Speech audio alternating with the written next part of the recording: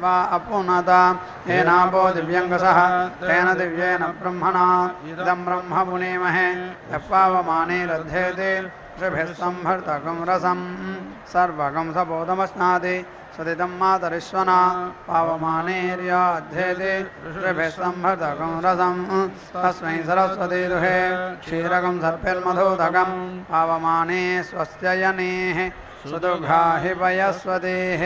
ऋभिः संभर्तो रसः ब्राह्मणे समृतकं हितं पावमानेर्दिशन्तु नः इमं लोकमथोऽहमं कामान् समर्थयन्तु नः देवीर्देवैः समावृताः पावमाने स्वस्य यनेः सुदुघ्राहि घृतश्च्युतः ऋभिः संभृतो रसः ब्राह्मणे समृतकं हितं तेन देवा पवित्रेण आत्मानं पुनते सदा तेन सहस्रधारेण पावमान्यः पुनन्तु मा प्राजापत्यं पवित्रं सतोद्यामकं हिरण्मयं तेन ब्रह्मविदो भयं ओदं ब्रह्म पुनीमहे इन्द्रस्वनेति सहमा पुनादो सोमस्वस्त्या वरुणः समीच्या नमो राजा प्रमृणाभिः पुनातुमा जातवेदा मोर्जयन्त्या पुनादो भोद्भवस्सुवः तत्संयोरावृणीमहे गातुं यज्ञाय गातुं यज्ञपतये दैवे स्वस्तिरस्तु नः स्वस्तिर्मानुषेभ्यः ऊर्ध्वं जिगातु भेषजं शन्नास्तद्विपदे संचतुष्पदे ओम शांति शांति शांतिः।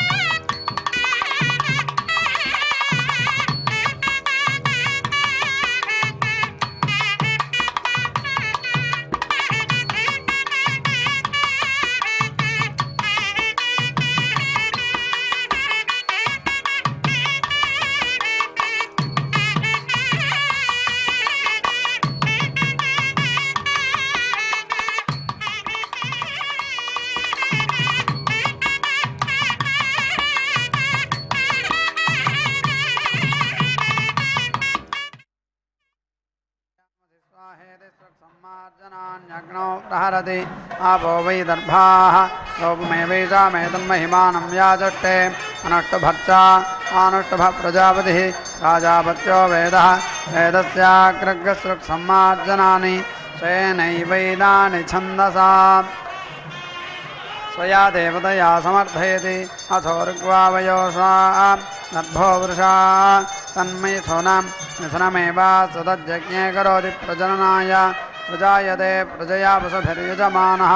तान्ये केवलैवापास्यन्ति तत्तथा न कार्यम् आरब्धस्य यज्ञस्य कर्मणः सविदोहः यज्ञेनानि वसवोऽभितिष्ठेयुः न तद्वसुभ्यकम् अद्भिर्मार्जयित्वा चरेण्यस्येत् यद्वै यज्ञस्य कर्मणोऽन्यत्राहुतिभ्यः सन्तिष्ठते करो वावदस्य प्रतिष्ठा एतागुं हि तस्मै प्रतिष्ठां देवाः समभरन् यदद्भिर्मार्जयति तेन शान्तं यदत्करेण्यस्यति प्रतिष्ठामेवैनानि तद्गमयति प्रतिष्ठति प्रजया वसुभिर्यजमानः अथो स्तम्भस्य वा एतद्रूपम् यत्सृक्सम्मार्जनानि सम्वसो वा ओषधयः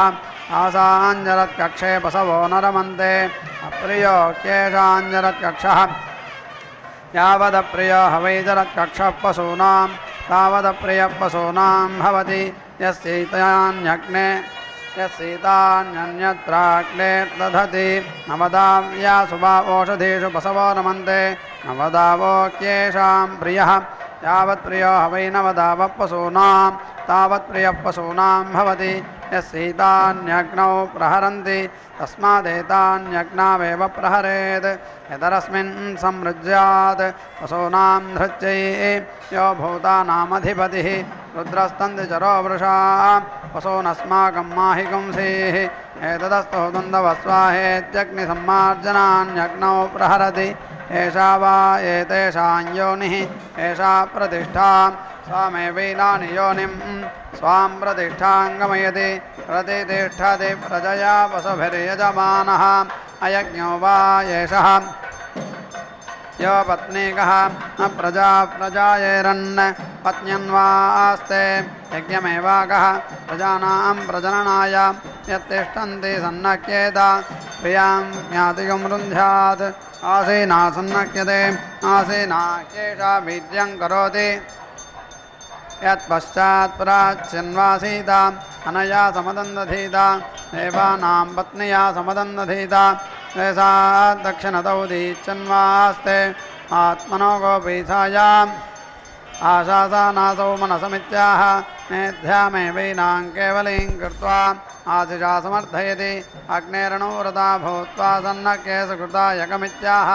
एतद्वै पत्न्यै व्रतोपनयनं तेनैवैनां व्रतमुपनयति तस्मादाहुः यश्चैवं वेद यश्च नाम योक्त्रमेवैयुते यमन्वास्ते तस्यामुष्मिन् लोके भवति योक्त्रेण यद्योक्त्रं स योगः यदास्ते सक्षेमः योगक्षेमस्य कृते तङ्ग्रियाता आसे कामे ज्ञाता इति आशिषः समृद्ध्यै ग्रन्थिं ग्रथ्नाति आशिष एवास्यां परिगृह्णाति पुमान् वै ग्रन्थिः श्रीपत्नी तन्मेथुनं मिथुनमेव सदज्ञे करोति प्रजननाय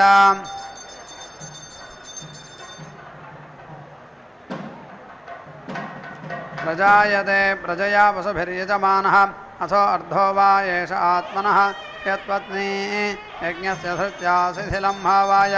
सुप्रजसस्त्वा वयगुं सुपत्नीरुपसेद्मेत्याह यज्ञमेव तन्मिथुनीकरोति पूनेतिरिक्तं धियाता इति प्रजाच्यै हीनां वयोस्योषधीनागुं रसयित्याह रूपमेवास्यैतन्महिमानं व्याचष्टे अस्य ते क्षीयमाणस्य निर्वपामि देव यज्ञाय इत्याह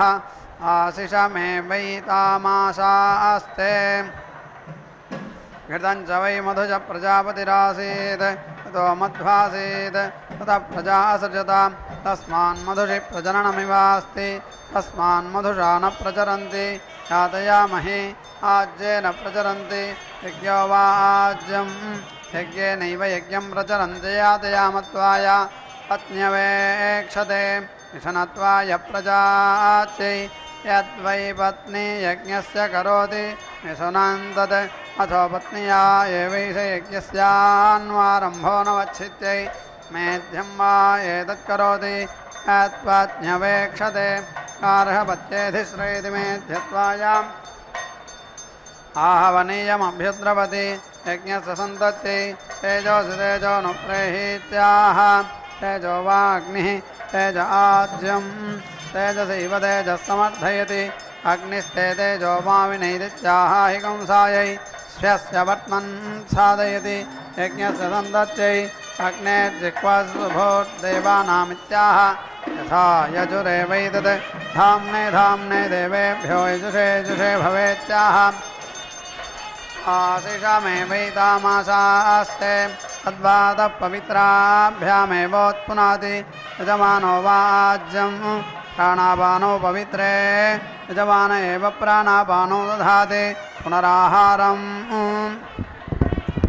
एवमिव हि प्राणापानो सञ्चरतः शुक्रमसिज्योतिरसितेजोऽसीत्याह रूपमेवास्यैतन्महिमानं व्याचष्टे तैर्यजुषा त्रय इमे लोकाः येषान् लोकानामाप्ति क्रियावृद्धियज्ञः अथो मेध्यत्वायाम् अथाज्यवतीभ्यामपः रूपमेवासामेतद्वर्णं दधाति अपि वा उताहो यथा वै योषा सुवर्णकं हिरण्यं वैसलं बिभ्रति रूपाण्यास्ते एवमेता एतर्हीति आपो वै सर्वा देवताः एषा हि विश्वेषां देवानां तनूः यदाज्यं तत्रोभयोर्मीमागुंसा कामिस्यात् यद्यजुषाज्यजुषा पौत्पुनीयात् छन्दसा पौत्पुनात्यजामित्वाय अथो मिथुनत्वाय सावित्र्यर्चा सवितृप्रसोदं मे कर्मा सदिति सवितृप्रसोदमेवास्य कर्म भवति शोगायत्र्या तुष्यमर्धत्वाय अद्भिरेवौषधिः सन्नयति ओषधिभिः पशून् पशुभिर्यजमानं शुक्रन्त्वा शुक्रायां ज्योतिस्त्वा ज्योतिष्यर्चिस्त्वार्चिषीत्याह सर्वत्वाय पर्याप्त्या अनन्तरायाम् देवासुराः संयत्तासन् स एतमिन्द्र आज्यस्यावकाशमपश्यत् तेना वै ऐक्षता ततो देवा भवन् परासुराः एवं विद्वानाज्यमवेक्षते भवत्यात्मना परास्य भ्रातृव्यो भवति ब्रह्मवादिनो वदन्ति यदाज्येनान्यानि हवेगस्यभिघारयति अथ केनाज्यमिति सत्येनेति ब्रूयात् चक्षुर्वै सत्यं सत्येनैवेनदभिघारयति ईश्वरो वा एषोऽन्धो भवितोः यश्चक्षुषाज्यमवेक्षते मील्यावेक्षेताम् साधारात्मन् चक्षुः अभ्याज्यङ्घारयति आज्यं गृह्णाति छन्दागं शिवा आज्यं छन्दागस्यैव प्रीणाति तदज्जक्वान् गृह्णाति चतुष्पादः पशवः पशूनेवावरुन्धे अष्टावभृति अष्टाक्षरा गायत्री गायत्र प्राणः प्राणमेव पशुषु दधाति चतुर्ध्रुवायां चतुष्पादः पशवः पशुष्वेवोपरिष्टात् प्रतिष्ठति यजमानदेवत्या वै जुहुः भ्रातृव्यदेवत्योपभृत् चतुर्जुह्वान् गृह्णन् भूयो गृह्णीयात् अष्टावभृति गृह्णन् गणीयः यजमानायैव भ्रातृव्यमुपस्थिं करोति गौर्वै शुचः चतुर्जुह्वान् गृह्णाति तस्मात् चतुष्पदी अष्टावभृति तस्मादष्टाशभा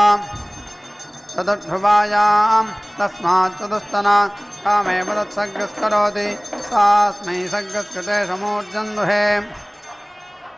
यज्जुह्वान् गृह्णाति प्रयाजेभ्यस्तत् यदुपभृति प्रयाजानुयाजेभ्यस्तत् सर्वस्मै वा एतद्यज्ञाय गृह्यते यद्ध्रुवायामाज्यम् आपो देवीरग्रे पुवोऽग्रे कुवैत्याः रूपमेवासामेतन्महिमानं व्याजष्टे अग्र इमं यज्ञन्न यथाग्रे यज्ञपतिमित्याह अग्रे एव यज्ञन्नयन्ति अग्रे यज्ञपतिं युष्मानिन्द्रो वृणीत क्रतूर्जे योऽयमिन्द्रमवृणीध्वं क्रतूर्जैत्याह रुद्रागंहा निश्चन्निन्द्र आपो वव्रे आपो हेन्द्रं वव्रिरे संज्ञामेवासामेतत्सामानं व्याजष्टे प्रोक्षितास्थेत्याह तेनावप्रोक्षिताः अग्निर्देवेभ्यो निलायत आरोपं कृत्वा सवनस्पतीन् प्राविशत् कृष्णाखरेष्ठोऽग्नये त्वा स्वाहेत्याह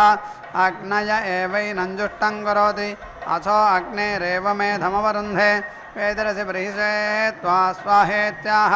प्रजा वै बर्हिः पृथिवी वेदिः प्रजा एव पृथिव्यां प्रतिष्ठापयति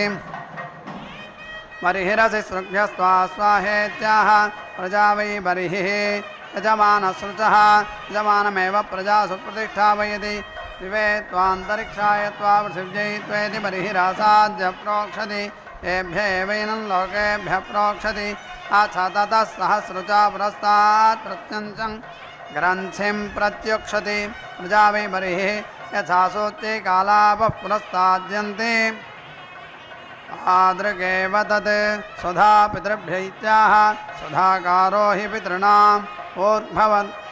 परिषद्भ्यैति दक्षिणायै श्रोणेरोत्तरस्यै निर्णयति सन्तत्यै मासा वै पितरो बर्हिषदः मासानेव प्रीणाति मासा वावोषधेर्वर्धयन्ति मासा पचन्ति समर्थ्यै अनतिस्कन्दनः पर्जन्यो वर्षति यत्रैतदेवं क्रियते ऊर्जा पृथिवीं गच्छतेत्याह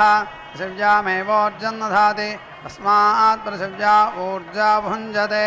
ग्रन्थिं मिश्रकं सयति प्रजनयत्येव तत्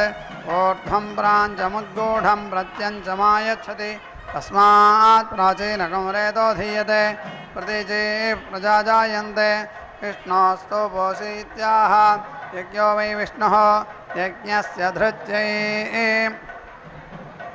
पुरस्तात् पुरस्तरं गृह्णाति मुख्यमेवैनं करोति इयन्तं गृह्णाति प्रजापतिना यज्ञमुखेन संहितं इयन्तं गृह्णाति यज्ञपरुषा संहितं इयन्तं गृह्णाति एतावद्वै पुरुषे वीर्यं वीर्यसंहितम् अपरिमितं गृह्णाति अपरिमितस्यावरुद्धि तस्मिन् पवित्रे अपि सृजति यजमानो वै प्रस्तरः प्राणापानौ पवित्रे यजमान एव प्राणापानौ दधाति पूर्णामृतसन्त्वा शृणामीत्याह यथा यजुरेवैतद् स्वादत्सन् देवेभ्य इत्याह देवेभ्य एवेन स्वादत्सं करोति बर्हिः शृणाति प्रजा वै बर्हिः पृथिवी वेदिः प्रजा एव पृथिव्यां प्रतिष्ठापयति अनतिदृष्टज्ञ शृणाति प्रजयैवैनं पशुभिरनतिदृष्टं करोति धारयन् प्रस्तरं परिधीन् परिदधाति यजमानो वै प्रस्तरः यजमान एव तत्स्वयं परिधीन् परिदधाति गन्धर्वोऽसि विश्वावसुरित्याह विश्वमेवायुर्यजमाने दधाति इन्द्रस्य बाहुरसि दक्षिण इत्याह इन्द्रियमेव यजमाने दधाति मित्रावरुणौ त्वोत्तरतः परिधत्तामित्याह प्राणापानौ मित्रावरुणौ प्राणापानावेवास्मिन् दधाति सूर्यस्त्वा पुरस्तात् पात्वित्याह रक्षसामपहत्यै कस्याश्चिदपि सस्या इत्याह अपरिमिता देवैनं पाति वीतिहोत्रं त्वागव इत्याह अग्निमेव होत्रेण समर्थयति जुमन्तकं समिधीमहीत्याह समिध्यै अग्ने बृहन्तमध्वर इत्याह विशो यन्त्रे सैत्याह ईशान्यत्यै उदीचीनाग्रे निदधाति प्रतिष्ठित्यै वसूनागं रुद्राणामादित्या नागं सदसि सीदेत्याह देवतानामेव सदने प्रस्तरकं साधयति जुहोरसि घृताचीनाम्नेत्याह आसौ वै जुहोः अन्तरिक्षमुपभृत् पृथिवी ध्रुवा तासामेतदेव प्रियन्नाम यद्घृताचीति यद्घृताचीत्याह प्रियेणैवैनानां साधयति एता असदं सुकृतस्य लोक इत्याह सत्यं वै सुकृतस्य लोकः सत्य एवैना सुकृतस्य लोके साधयति ता विष्णो पाहीत्याह यज्ञो वै विष्णुः यज्ञस्य धृत्यै पाहि यज्ञं पाहि यज्ञपतिं पाहि मां यज्ञनियमित्याह यज्ञाय यजमानायात्मने तेभ्य एवासि क्षमाशास्तेनार्च्यै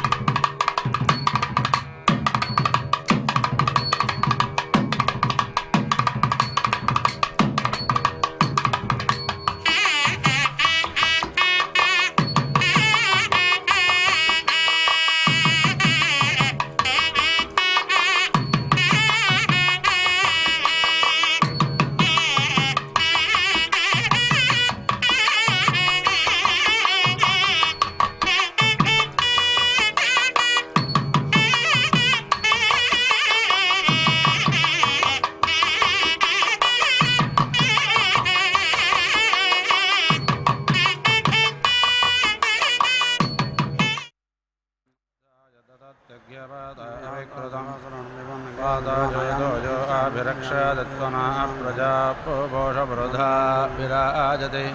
उदित्यं जातवेदसं देवं वाहन्ति केतवाः विषे विश्वाय सूर्यं येन पावकचक्षासा भुरण्यं दञ्जनाौ अनु तं वारुणपश्चाति दिव्याद्धर्यो आगातकरते मध्वा यज्ञगतमं जाते तं रत्नधायं वेणश्चोदयच्छिद्रं देवानाम् आन इलाभिर्विदधे दत्तविश्वानारस्य पिता देवयेतो अपि यथा युवानो मत्स्यादानो विश्वं जगादपि पित्वे मानीषा यदत्तगच्छावित्रकन्नुतगाभिसूर्य सर्वं तदेन्द्रदेवते विश्वदर्शतो ज्योतिष्कदादिसूर्य विश्वमाभाजिरोचनं तत्सूर्यस्य देवत्वं नन्मायित्वं मध्यागतोर्विदातग्गसञ्जाभर यदेदयुत्तहरितत्तदत्तादाद्रात्रीवासत्तनदेति मत्मै तन्मित्रस्य वरो न चाभिचक्षसूर्यो रूपं गणतेद्योरुपस्ते अनन्तमन्यदृशादस्य पादकष्टमन्यद्धरितः सम्भारन्ति भन्महा आसि सूर्यबला आदित्यमहा आसि महस्ते सतो माहिमापानस्य ते अध्यादे एव महा आसि वत्सूर्यस्वपासा महा आदि सत्रादे एव महा आसि अन्नादेवानामसूर्यपुरोहितो विभज्यो दरदाभ्यं साजन्तैव सूर्यं विश्वेदन्द्रस्य पक्षत वसो निजाते जनामान ओजसा प्रतिभागं न देदिमा अद्यादे एव उदिता सूर्यस्य नरग् आसपभृता नरवद्यात् तन्नो मित्रो वरुणो मामहन्तामदे दश्यन्तो पृथिवेव तद्यौः आकृष्टेन रजसा वर्तमानो निवेदयन्नमृतं मर्त्यं च हिरण्यजेन तपिता रथेन देवो याति भुवनानि पश्यन् समास्त्वाग्रतवो वर्धयन्तु संवत्सरारिषायो जाने सत्या सन्दिव्येनादितिरोचनेन विश्वाभाहि प्रतिसत्ततश्वः सञ्जयद्यस्वाग्ने प्रजाबोधयेन मुच्चादिष्टमहते सौभागाय माचारिषदुपसत्तादे अग्ने ब्रह्माणस्ते यशसः सन्तु मान्ये कामग्ने वृणदे ब्राह्मणा इमे शिवो अग्ने संवराणे पवानः सपत्नानो अभिमादित्यस्वे गजे जाहुक्यप्रायुच्छन् इहैवाग्ने अधिदारयारयं मात्वानि क्रन्वोर्वजितो निकारिणाः क्षत्रमग्ने सुयमामस्ततुभ्यां पतस्ता वर्धतान्ते अनिष्टतः क्षत्रेणाग्ने स्वायस्सङ्गरावस्वमित्रेणाग्ने मित्रधेयतस्व सजातानां मध्यमस्थाय धिराज्ञामग्ने विहव्यो दिदिह अदिनिह अदिश्रधाच्छचित्यमत्यरातिमग्ने विश्वाक्यज्ञे दुरितातकस्वातास्त्वम्भ्यग्गसकवेरग्गरयन्दाः अनादृश्यो जातवेद अनिष्टतो विरालग्नक्षत्रवृद्धिः विश्वासाजन्मानोषेभ्यः शिवाभिरद्यपरे बाहिनो वृजे बृहस्पते विदर्भोदयेन गसग्गसेतं चिच्छन्तराग्गसग्गशेषाधि अर्धयेनं महते सौभागाय विश्वाय नमो मदन्तु देवाः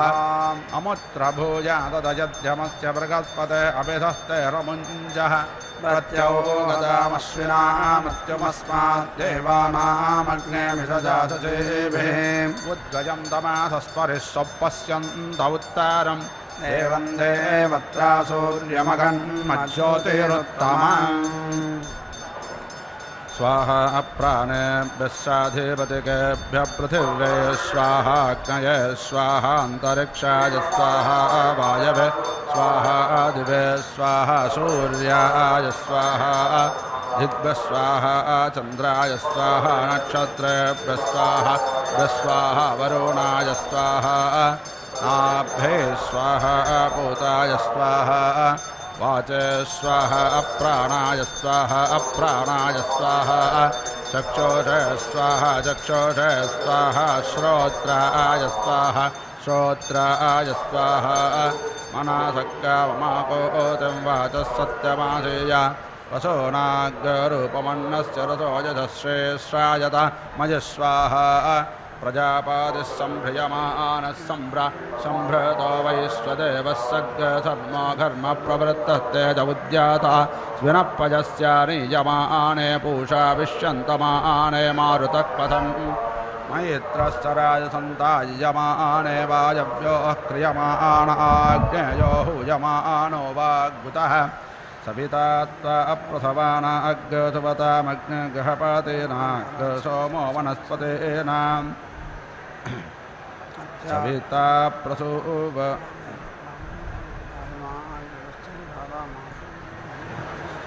प्रजापादिः सम्भ्रियमाणः सम्भ्राट् सम्भृतो वैश्वदेवः सग्धर्मो घर्म प्रवर्ततेज उद्याता स्विनपयस्य नियमाने पूषा विश्यन्तमाने मारुतक्पथन्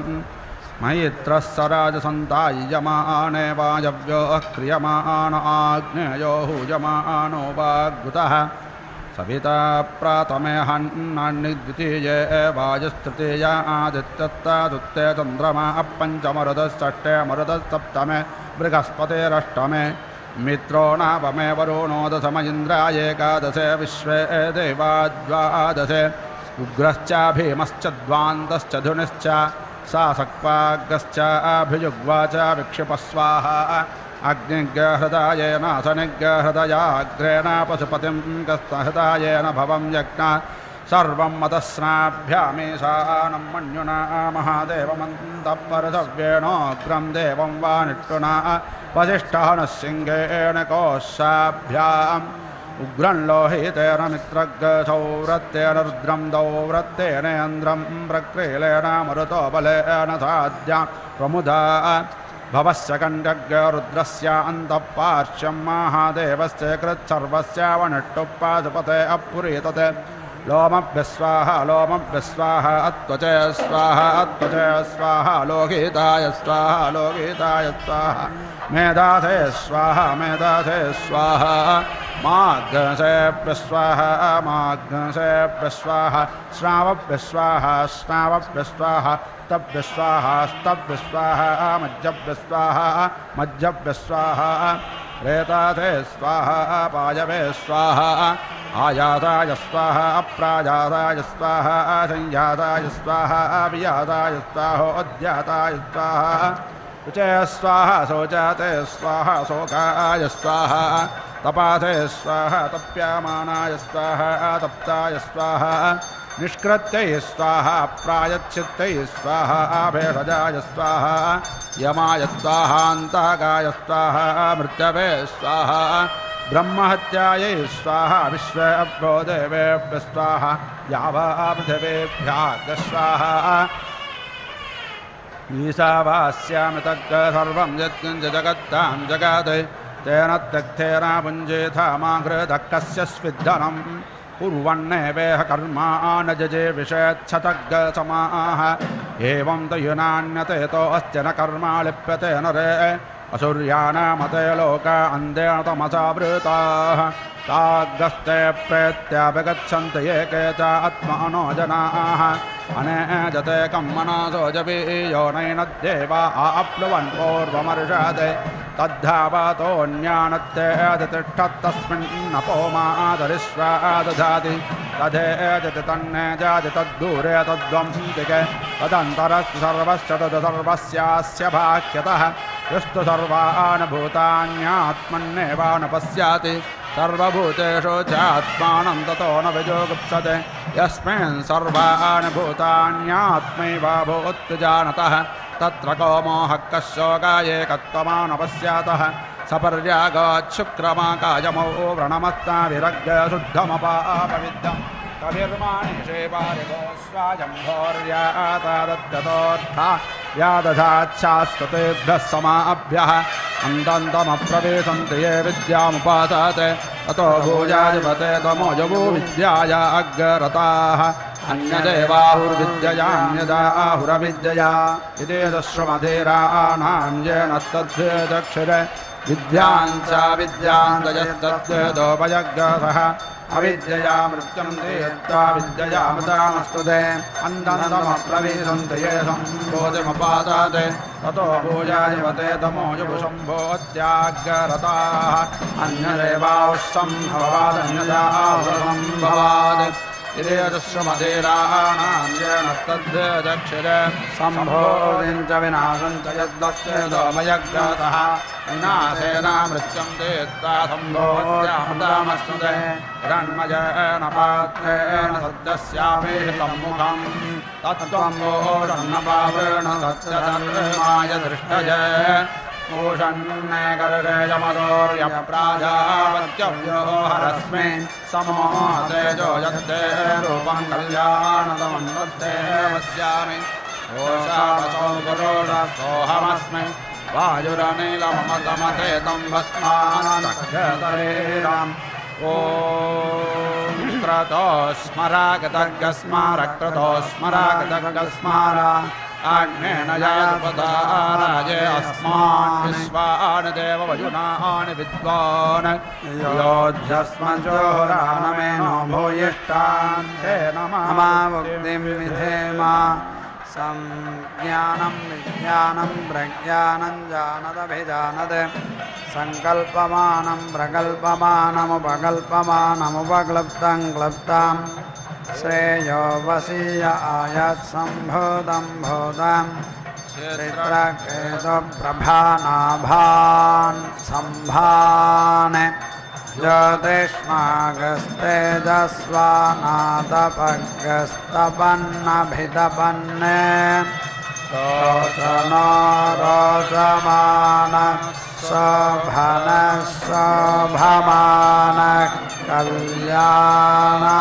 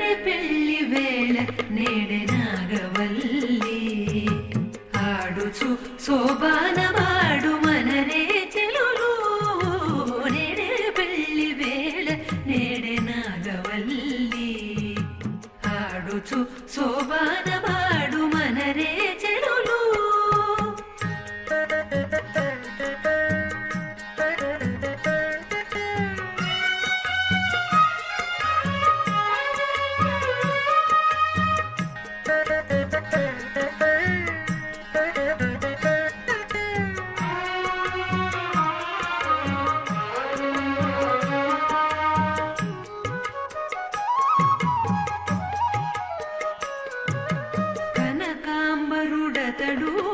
కనక కుచగిరికి కొనబుగలనిద్దరికి గూడె పొంతనము. కనక వరుడతడు కనక కుచగిరికి కొనబుగలనిద్దరికి గూడె పొంతనము.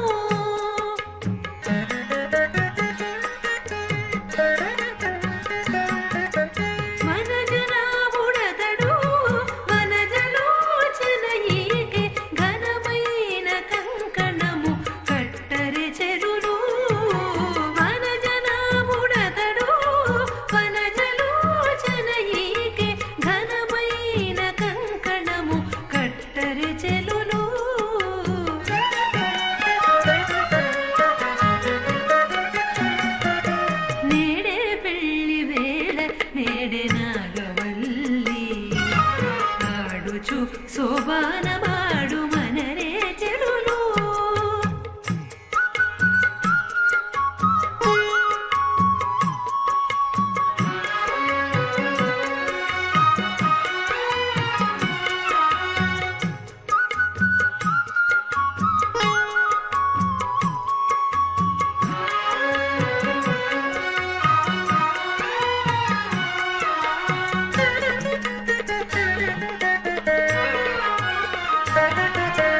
నీలవరుడు అతడు నీలకుంతలికి చాలుకొని ఇద్దరికి జంట తగును. నీలవరుడు అతడు నీలకుంతలికి చాలుకొని ఇద్దరికి జంట తగును.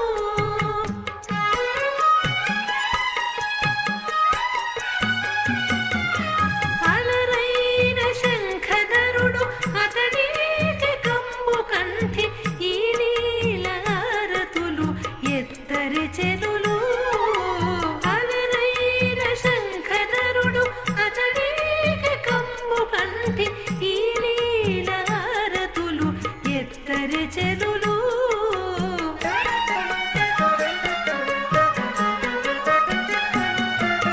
నేడే పెళ్లి వేళ నేడే నాగవల్లి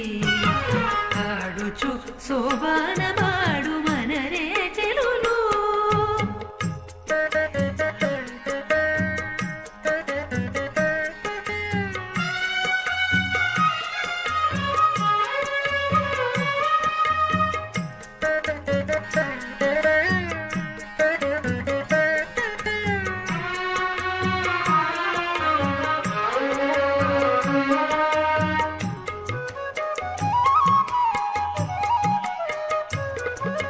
జలధి సాయి అతడు జలధి కన్నెకైకి కలిగే నిద్దరికి నొక్క కైవాడము. జలధి సాయి అతడు జలధి కన్నెకైకి కలిగే నిద్దరికి నొక్క కైవాడము.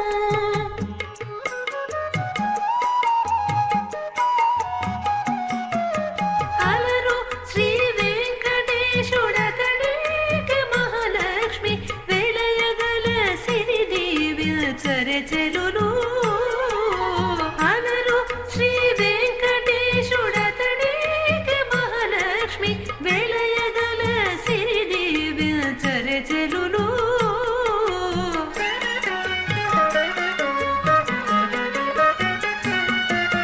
నేడే పెళ్లి వేళ నేడే నాగవల్లి ఆడుచు శోభానమాడు మనరే చెలులు. నేడే పెళ్లి వేళ నేడే నాగవల్లి ఆడుచు శోభానమాడు మనరే చెలులు.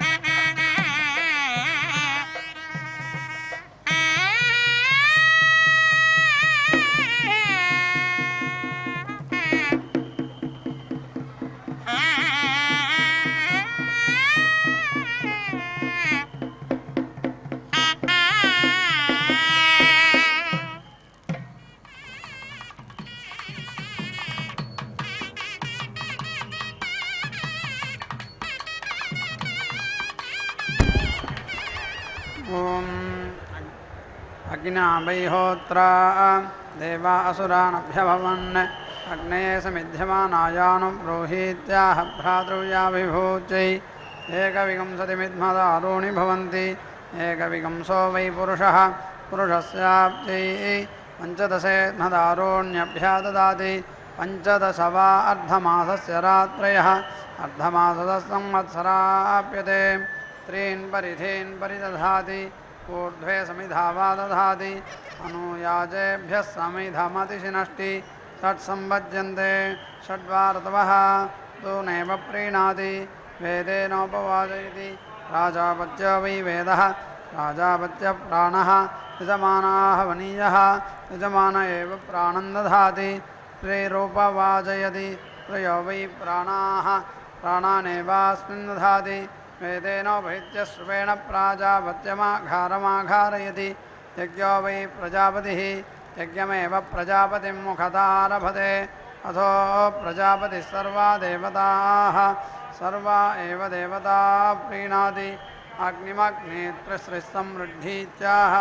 क्रियावृद्धियज्ञः अथो रक्षसामुपहत्यै परिधीन् सम्माष्टि पुनात्येवैनान् सृष्टिः सम्माष्टि क्रियावृद्धियज्ञः अथो मेध्यत्वाय अथो एते वै देवास्वाः देवास्वानेव तत्सम्माष्टि स्वर्गस्य लोकस्य समष्ट्यै आसि नोऽन्यमाघारमाघारयति तिष्ठन्नन्यम् यो दीक्षामतिरेचयति सप्ताहं प्रचरन्ति सप्तवैशीर्षल्या प्राणाः प्राणादीक्षा प्राणैरेव प्राणान् दीक्षामवरुन्धे पूर्णाहुतिमुत्तमाञ्जुहोति सर्वं वै पूर्णाहुतिः सर्वमेवाप्नोति अथो इयं वै पूर्णाहुतिः अस्यामेव प्रतितिष्ठति नारायणाय विद्महे वासुदेवाय धीमहि तन्नो विष्णुः प्रचोदयात् स्वाहा महादेव्यै च विद्महे विष्णुपत्न्यै च धीमहि तन्नो लक्ष्मीः प्रचोदयात् स्वाहा